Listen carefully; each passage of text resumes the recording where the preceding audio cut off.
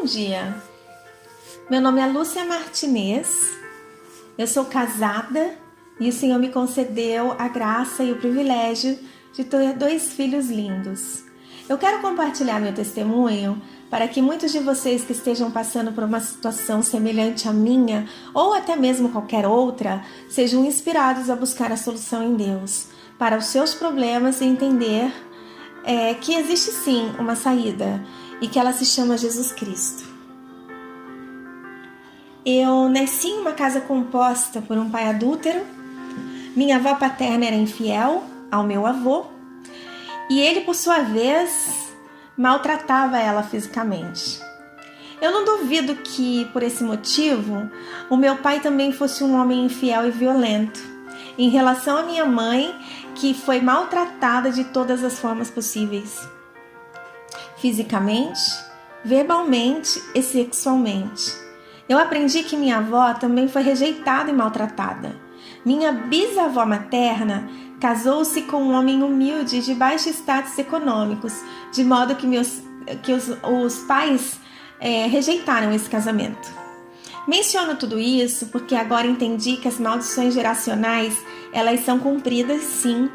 Provérbios 26:2 fala que assim a maldição nunca virá sem causa. Somente Jesus Cristo, com o poder do seu sangue, pode quebrá-los.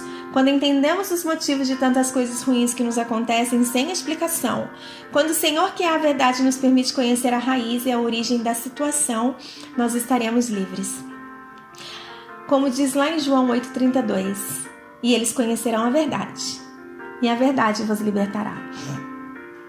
Uma vez que essas raízes ocultas, que são reveladas pela luz que é Cristo, são detectadas, elas devem ser colhidas em nome de Jesus Cristo, para que nunca mais brotem. Elas precisam ser arrancadas.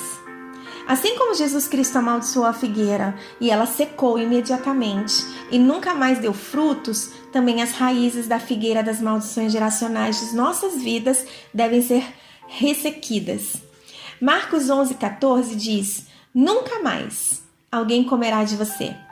E dessa maneira, ao narrar o meu testemunho, você também pode começar a entender a sua situação. A maldição por abuso e por rejeição produzidas em minha mãe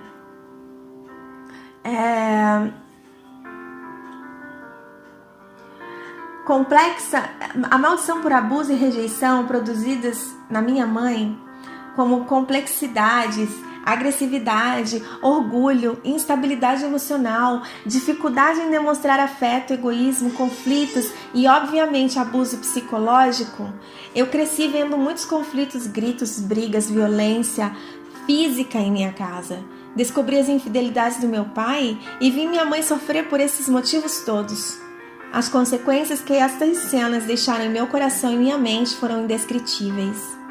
Eu fiquei cheia de medos e fobias, fobia de inseto, altura, raios, homens, etc. Sofri abandono emocional, porque meu pai era um excelente provedor, mas na área emocional eu tive muitas falhas, o que me causou insegurança e baixa autoestima. Também sofri abuso verbal da minha mãe, como palavras, você é uma inútil, o que aprofundou ainda mais a minha estima baixa. Não culpo minha mãe por isso. Tudo que ela fez foi apenas repetir, replicar, transmitir o que recebeu em casa. Finalmente, na minha adolescência, o meu pai e minha mãe se separaram. Uma decisão que também afetou profundamente a minha vida. Eu me casei muito jovem. Ainda estudando numa universidade, estava cheio de ilusões, sonhando em ter um lar harmonioso e muito melhor do que aquele que eu cresci. E com a firme ideia de não me divorciar sob nenhuma circunstância, porque eu sofri com a separação dos meus pais e não queria passar pela mesma coisa da segunda vez.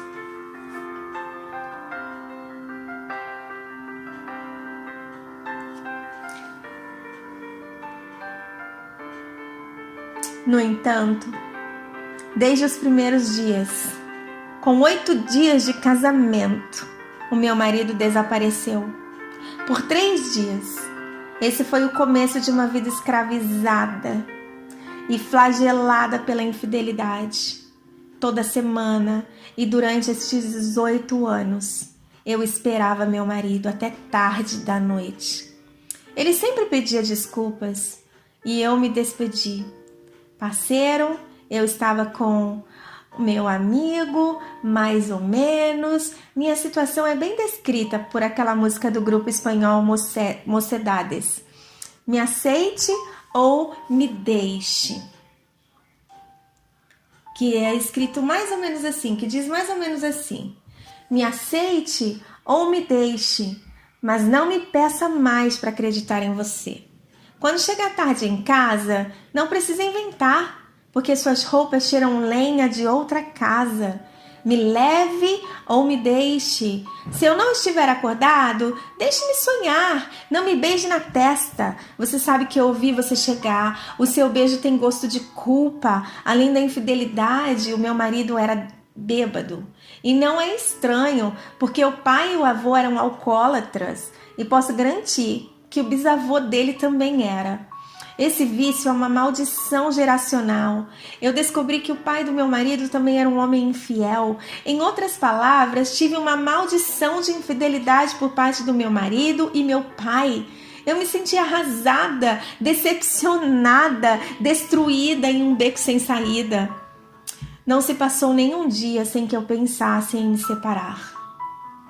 Ser divorciar ou ser infiel ao meu marido. Pensei que o outro homem poderia me ajudar a lidar com tudo isso, sem me separar. Tive tentações, mas eram apenas isso. Hoje acho que Jesus Cristo me impediu de cair nessa armadilha também, o que teria tornado minha vida muito mais complicada.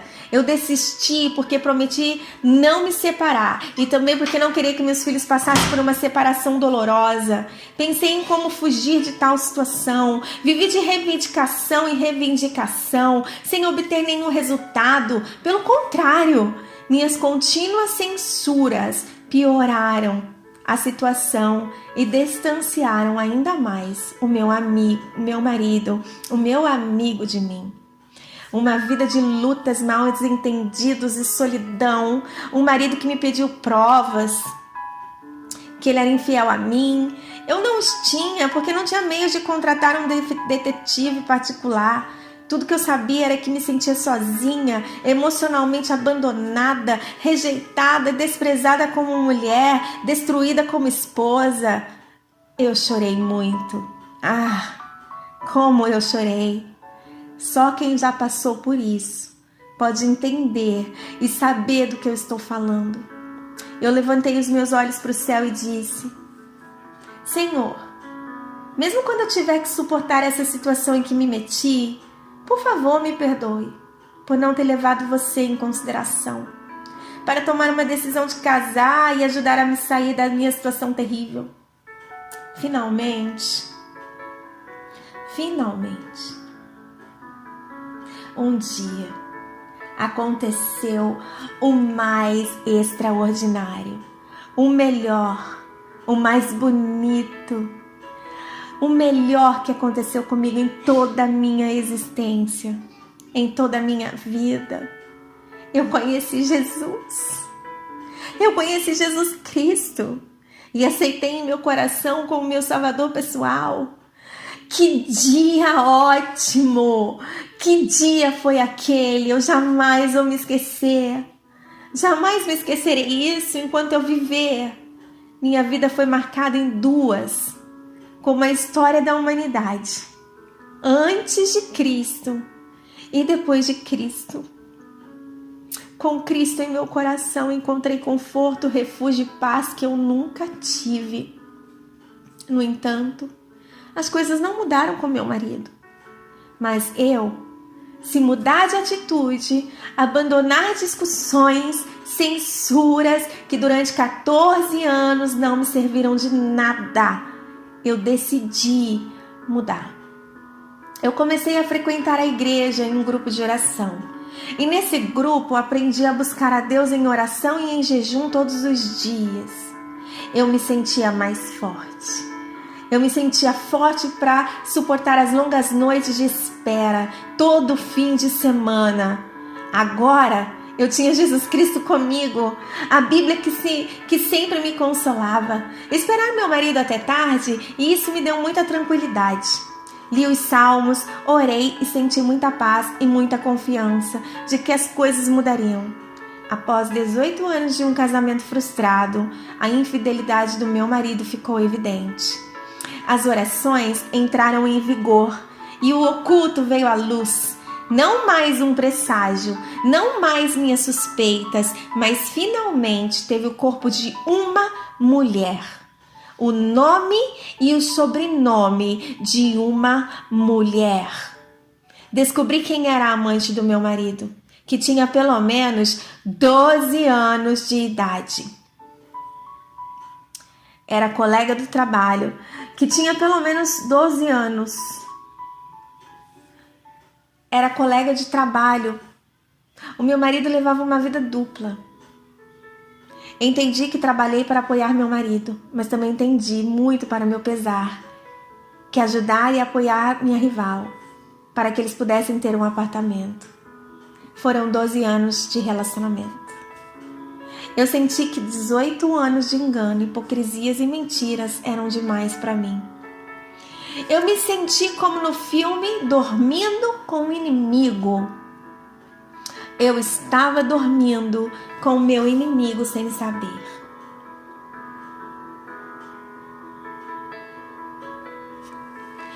Senti que durante todos estes anos, ele me deu o beijo de Judas Iscariotes. Quando se despedia de mim todas as manhãs ou em privacidade quando a tínhamos, ele não conseguia assimilar como alguém pode trapacear e mentir para outra pessoa e não sentir remorsos, ou agir como se nada estivesse acontecendo.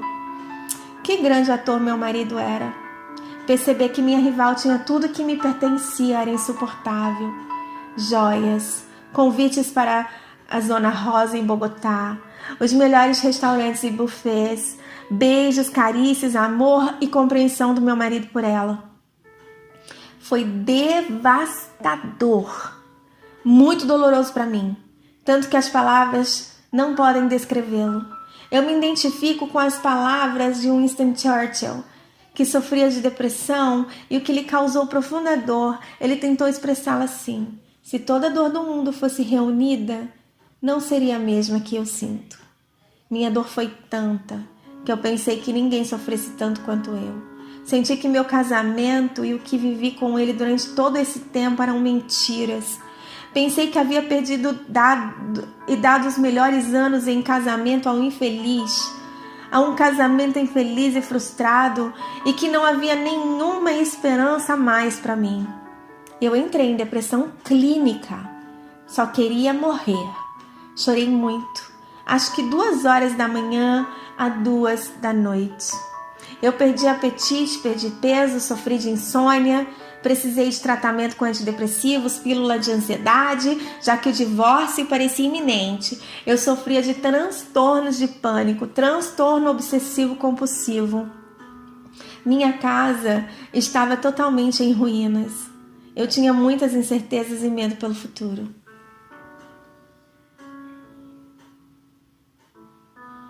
Meus filhos, psicologicamente afetados. Além de tudo isso, Deus me revelou em oração e por meio dos seus servos, eu confirmando quando eles oravam por mim, que minha rival tinha feito uma bruxaria comigo para me matar ou me enlouquecer. No meio desse panorama sombrio e sem saída nenhuma, tudo que ela podia fazer, tudo o que ela podia fazer, ela fez.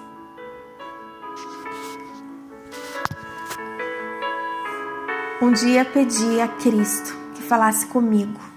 Quando abri minha Bíblia, eu li Lucas 13, 10 e 11.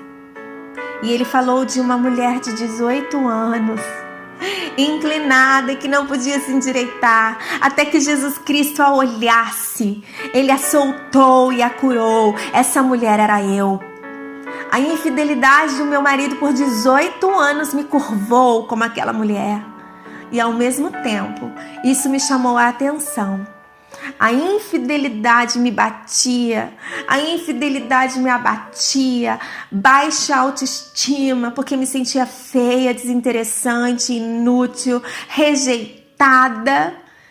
A rejeição, o abuso emocional do meu marido, a culpa, a solidão, o abandono, a afronta, a humilhação, o rancor, a amargura, a angústia, o ciúme, a ansiedade, a depressão. De maneira alguma eu poderia me endireitar. Mas o Senhor olhou para mim, como Ele olhou para ela. Ele me libertou totalmente grátis. Totalmente grátis. O meu marido mudou, e muito. Que eu sinto que eu estou vivendo em outro homem, ou com outro homem, num outro mundo, mas um homem totalmente diferente com quem me casei. Nada restou dele. Agora ele é um homem terno, amoroso. Ele me apoia, ele me ama, ele me entende, ele me aprecia, ele me respeita, me dá todos os gostos que eu poderia imaginar. O Senhor restaurou. Ele restaurou minha vida, Ele restaurou o meu lar, Ele restaurou a minha vida sexual com meu marido. Convites para os melhores lugares, escritórios de advocacia, tudo foi restaurado para mim. Quão maravilhoso é esse Jesus. Como restaurar a minha casa? Como foi esse processo? A palavra de Deus. Apropriei a palavra que Deus havia me dado. Eu acreditava que Jesus iria me libertar do flagelo da infidelidade, como Ele fez com a mulher curvada de Lucas 13, 10, 11. Eu me apeguei a essa promessa da palavra de Deus com todo o meu coração. Além dessa promessa, eu reivindiquei outras promessas da palavra de Deus em oração, que compartilharei em orações pelo meu lar, pelo meu marido, pelo minha rival, pela guerra espiritual que eu passei. A segunda arma foi a oração e o jejum, pela mudança do meu marido e pela sua salvação e pela restauração da minha casa que estava em ruínas. Todas as colunas destruídas, amor, comunicação, intimidade, finanças. E a restituição de tudo que o inimigo roubou de mim através do adultério. Tempo, dinheiro, dias solitários, choro, minha paz, minha fidelidade, minha felicidade, minha vida sexual, meus beijos, carícias, a paixão do meu marido. Como o adultério é uma praga que acaba com tudo, Jesus Cristo me libertou dessa praga e restaurou e devolveu tudo que eu mencionei antes. Para expandir esse tópico, você pode visitar a página de oração e jejum, onde encontrará a mensagem que o Senhor me deu sobre esses tópicos. A terceira arma foi o perdão. Se vocês soubessem como o perdão é libertador, como ele muda a vida das pessoas. O perdão produziu uma mudança radical na minha vida. O dedo do acusador que tinha em relação ao meu marido se voltou para mim. Reconheci que tinha muito a ver com meu marido, vasculhando a rua, o que ele não encontrou em casa comigo. O ressentimento me impediu de amá-lo ou mostrar o amor de Jesus e o meu amor. E Jesus Cristo começou a cura do meu coração pelo ressentimento e falta de perdão. Eu acredito que depois da minha salvação, a melhor coisa foi o perdão que aconteceu. Perdoar os meus inimigos. Perdoar os que me prejudicaram, tanto para o meu marido, como para a minha rival. Os conflitos, as críticas e a mulher furiosa terminaram. Qualquer rancor contra minha mãe, pai, irmãos, marido, rival, aquele que odeia seu irmão se torna um homicida. 1 João 3,15.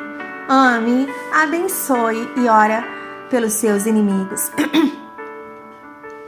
Foram palavras que impactaram minha vida de uma maneira especial e pedi a Deus que me ajudasse a aplicá-las e a vivê-las. Eu queria ser sua filha e compartilhar toda a sua herança, que são as promessas da sua palavra. Além disso, eu não queria ser uma assassina por guardar rancor no meu coração e odiar aqueles que me machucaram e causaram profundas feridas no meu coração. Hebreus 12:15. Podemos, para alcançar a graça de Deus, por causa das raízes da amargura, nós perdemos muito. Além disso, foi cientificamente comprovado que a falta de perdão causa doenças. O perdão encheu meu coração de paz e curou a minha alma. O Senhor me permitiu entender que ao longo da minha vida houve cursos geracionais, maldições hereditárias que eu tive que quebrar e começar como já havia dito no início desse testemunho. Abuso por abuso, rejeição, abandono, adultério, feitiçaria, aborto. Isso tinha fechado o céu.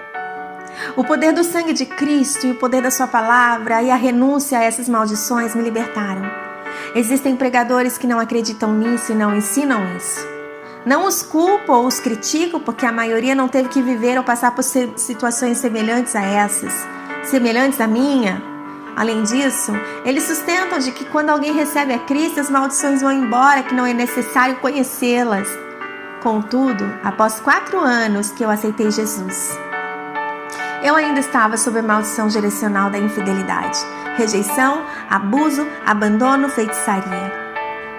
Conheço muitos cristãos que têm 30 anos ou mais de igreja e que estão vivendo maldições geracionais, porque eles não entenderam e ignoraram também esse tópico. Eu tive que entender isso em oração e jejum, perguntando ao Senhor por que tudo está contra mim, por que está tudo errado, por que, Jesus? Porque se eu te aceitei, eu tenho o Senhor no meu coração, eu sou livre. Por que estou passando por isso? Eu não sou infiel. E ele respondeu: como existem maldições antigas em você e você precisa conhecer, comece e rompa com o meu poder. Bem, diz o Senhor em sua palavra em Oséias 4:6, meu povo foi destruído por falta de conhecimento. Eu tive que entender isso no meio de uma grande depressão. Você tem a oportunidade de entender isso hoje. Deus vai te orientar, vai ensinar como estudar os seus antepassados e perceber quais maldições hereditárias estão atormentando a sua vida. E uma vez que você identifique-as, arranque-as e desista delas todas em oração. Encontrei páginas na internet que são contra esse tópico. Apesar de tudo isso, eu testemunho que as maldições ancestrais são uma realidade bíblica e são cumpridas não apenas na minha vida, mas na de outras pessoas também. O inimigo fará todo o possível para que não entendamos isso de uma forma clara, para que não sejamos livres. Alguns pregadores, o tipo de maldição que pregam é aquela que aparece em Malaquias 3, 9 e 10. Esclareço que devemos dar pela obra do Senhor, é claro, muito além da nossa força como a igreja macedônica, que em grande provação de tribulações e sua profundeza pobreza abundavam nas riquezas de sua generosidade. Bem, eu testemunho com prazer que eles deram de acordo com a sua força e até além dela. Já 2 Coríntios 8, 2, 3, o apóstolo Paulo diz: o que não é certo é que com o versículo da palavra de Deus seja usado apenas como astúcia para enviar maldições e manipular, intimidar e fazer você se sentir culpado e tirar vantagem dos fracos na fé.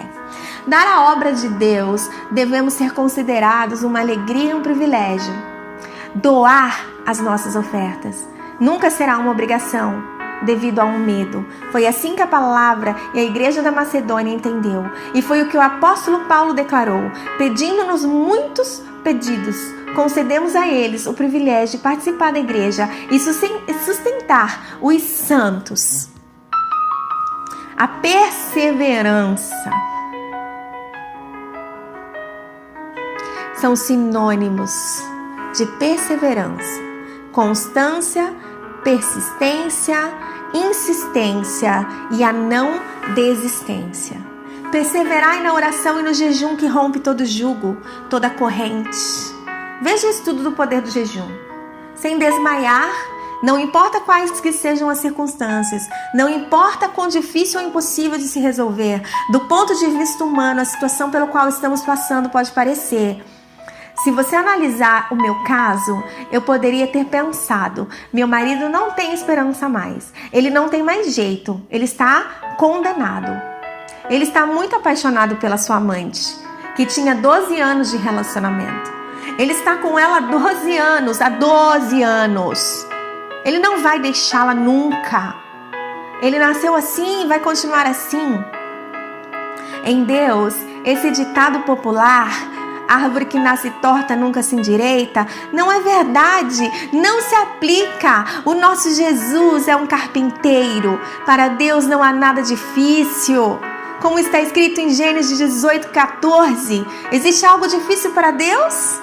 Como diz lá em Lucas 1:37, porque para Deus nada é impossível. A perseverança na oração é a chave para a vitória. Em qualquer situação, há quem ensine que não é necessário dizer a Deus mesmas coisas todos os dias. Apenas uma vez é o suficiente. Mas Jesus Cristo nos ensinou e ensinou aos seus discípulos por meio de uma parábola, lá em Lucas 18:1, sobre a necessidade de sempre orar e não desmaiar. Nessa palavra, a viúva brincava com o juiz. Ela vivia no pé daquele juiz. Ela insistia com esse juiz iníquo todos os dias para lhe fazer justiça. Ela fazia isso de dia e de noite para que ele tomasse uma decisão a seu favor. Por insistência da viúva, o juiz injusto lhe fez justiça. Quanto mais Deus, que é o nosso paizinho, não responderá a nós e fará justiça se insistirmos? Orei a Deus por quase 3 anos sem cessar todos os dias. Pouco a pouco vi como o Senhor estava abrindo o caminho, liberando o meu marido dos seus grilhões, do adultério, da feitiçaria, e as respostas vieram para minha casa. Finalmente, o Senhor afastou a amante do meu marido e esse relacionamento morreu. Lembre-se que a palavra de Deus diz, lá em Deuteronômio 7:22, pouco a pouco o Senhor expulsará essas nações, que são os nossos inimigos. Você não será capaz de acabar com todas de uma vez. Deus fez isso por mim, Ele também fará por você, se você perseverar em oração e jejum e não desmaiar. A outra arma é a fé. A fé. Fé. Hebreus 11:6. Mas sem fé é impossível agradar a Deus, porque aqueles que dele se aproximam, é necessário crer que ele é galardoador daqueles que o buscam. Eu estava de olho em Jesus e não no problema, porque Jesus Cristo é o autor e consumador da nossa fé. Hebreus 12:2. Aí o Senhor me encheu de fé para acreditar em uma situação impossível de resolver aos olhos humanos. Confie em Deus, apesar das circunstâncias contrárias, embora Ele encontre aqueles que lhes dizem: esse é um caso perdido, não luta mais. Ou como no meu caso, meu filho me disse: mãe, eu não quero ver você sofrer mais por causa do meu pai. Se separa de uma vez. Outros, inclusive os líderes da igreja, disseram: seu marido está acostumado a ter 2 mulheres e ele não vai mudar nunca. Sai você de casa, deixe-o, não suporte mais isso. Não ouçam essas vozes, apenas ouça a voz de Jesus e as suas promessas em sua poderosa palavra. Um dia, em oração, Ele falou comigo por meio da sua palavra, lá em João 11:39. Quando Marta, irmã de Lázaro, disse-lhe: Senhor, porque já fazem 4 dias? E Jesus respondeu: eu não te disse que se você crer vai ver a glória de Deus? Eu disse a Jesus Cristo: você ressuscitou Lázaro dentre os mortos. embora esse morto já estivesse cheirando mal após o 4º dia. Ninguém nesse mundo acreditava que ele poderia sair da sepultura. Faça o mesmo na minha casa, Senhor. Levanta esse homem morto, que o meu lar está arruinado. Mude meu marido, salve-o. Em Marcos 9:23, para quem acredita, tudo é possível. Jesus Cristo me libertou do adultério, restaurou meu lar arruinado, restaurou o amor, a sexualidade, a comunicação, tudo, porque eu decidi acreditar no que o Senhor diz nas Escrituras. Os que esperam no Senhor nunca serão envergonhados. Isaías 49:23. Todo aquele que acredita nele não ficará desapontado. Romanos 10:11. Que o Senhor abençoe a todos e que esse testemunho possa tocar intimamente no coração de cada um. E que o Senhor restaure a fé, que ensine a cada um de vocês a crer que tudo é possível ao que crê. Porque quando menos esperamos, é no de repente que o milagre acontece. A paz do Senhor.